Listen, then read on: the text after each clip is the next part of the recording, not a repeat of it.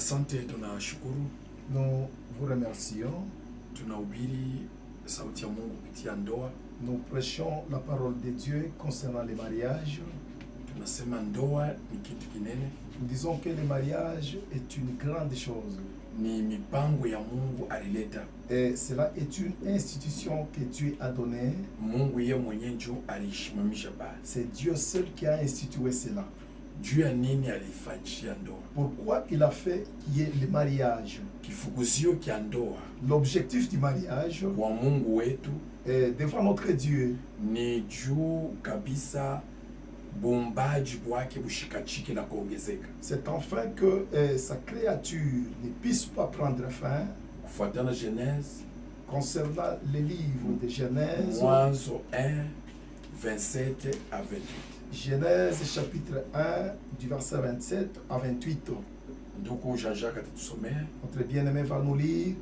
Dieu créa l'homme à son image. Mungu akaumba muntu kwa mfano wake. Il le créa à l'image de Dieu.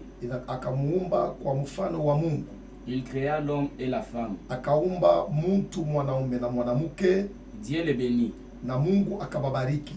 Et Dieu leur dit, na Mungu akabaambia, soyez féconds, muwe muzae, multipliez et remplissez la terre. Ongezekeni na mujaze dunia.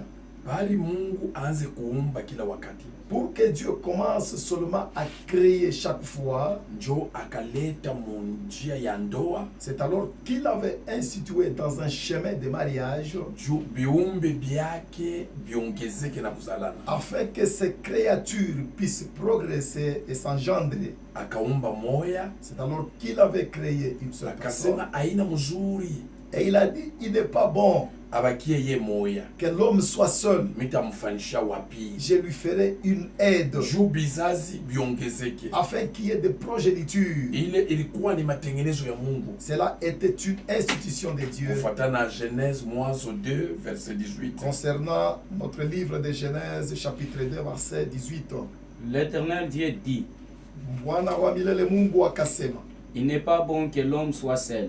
Aina kizuri mwanaume akwe peke yake. Je lui ferai une aide semblable à lui. Nitamfanyishia mtu wa kufanana pamoja naye. Shikia misemo yote ya Mungu. Écoutez toutes ces paroles de Dieu. Mungu alipenda, alimuumba mtu. Dieu a créé l'homme. Kia kwanza ni juu rasi yake iendelee ama bumbaji wake buendelee. Sa première chose était que sa race puisse continuer, soit sa créature continue. Njo mle tunapata.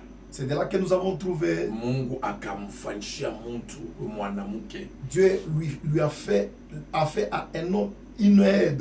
Kitu kia pili Mungu alimuumbia tena mtu. La deuxième chose que Dieu avait créé aussi à l'homme, ni juu mtu atawale. C'était pour que l'homme puisse dominer. Mtu atawale. C'était que pour l'homme puisse dominer. Na Mungu akamfanya mtu kuya sultani wa vitu vyote. Et Dieu a fait à un homme qu'il devienne roi.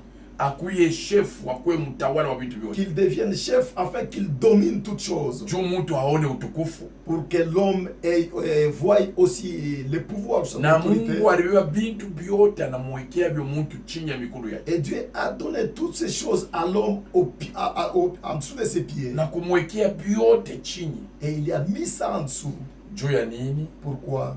Juu mtu atawale. C'était pour que l'homme puisse dominer. Mungu alimfanyisha mtu vitu vizuri. Dieu a fait de très bonnes choses à l'homme. Na Mungu alimfanya mtu kwa Mungu wa kidogo. Et Dieu a fait de l'homme afin qu'il soit un petit Dieu. Juu alimwambia hivi. Et il lui a dit ceci. Bintu vyote. Toutes choses. Na ni Mungu.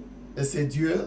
Na mtu njoo aliweka manjina ya bintu vyote. Et c'est l'homme qui a même nommé les animaux, toutes choses. Sijue betusomee nani pusome 8 verset 6. On nous lise le livre des Psaumes chapitre 8 verset 6. She bote bizazi ya Adam. Nous tous les descendants d'Abraham. Tuko bariki bakutawala na kuzalana na kuongezeka. Nous sommes les héritiers et nous devons nous procréer. Na kutawala ainsi que de dominer. Njo plan ya Mungu. Ça c'était le plan de Dieu. Njo mambo ya ndoa. C'est comme ça dans les mariages. Ndio pale mina kulomba kusema. C'est pourquoi je te demande ainsi. Hii mahubiri Toute cette prédication iko ya bei sana, est très importante. uifuate, iko vipande vipande. J'aimerais que tu suives ça, c'est puisque nous allons ça petit à petit. Psalm 8 verset 6. Zaburi sura yake 8, Tu l'as fait d'épée inférieure à Dieu, ulimfanya kuwa kidogo zaidi sana kwa Mungu, et tu l'as couronné de gloire et de magnificence. na ulimvika utukufu wote wa ajabu. Hébreux 2 verset 8. Waebrania sura yake ya 2. Mungu alituvika na utukufu yake wakati alituumba. Dieu nous a couronné de sa gloire lorsqu'il nous a créés. Ni juu ya nini? Pourquoi? Muplan yake Dans son plan, alipenda rasi yake shiishe, Dieu n'a pas voulu que sa race puisse prendre fin. ashikupende kizazi yake Il kimanizike. n'a pas voulu que sa créature puisse prendre fin. Kia pili, Et la deuxième chose, ashikwenda wa kuachia bintu vyote, Dieu n'avait pas, c'est à qui celui pouvait peut-être laisser toutes ces choses. jo alimupatia mtu kuya sultani wa bintu vyote vya Mungu. C'est alors qu'il a attribué à un homme d'être chef dans toutes ces histoires de Dieu. Hébreu anasema nini, frère Que nous dit le Jean-Jacques? livre d'Hébreux. Hébreux chapitre 2, verset 8. Mm. Tu as mis toutes choses sous ses pieds. Uliweka vitu vyote chini ya miguu yake. En effet, en lui soumettant toutes ces choses, Mwambia ati awe na utifu kwa vitu vyote. Dieu n'a rien laissé qui ne lui fût soumis.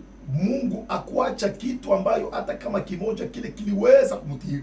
Cependant, nous ne voyons pas encore maintenant que toutes ces choses lui soient soumises. Ndio kwa maana atona ambayo maneno yote aimutii. Okay.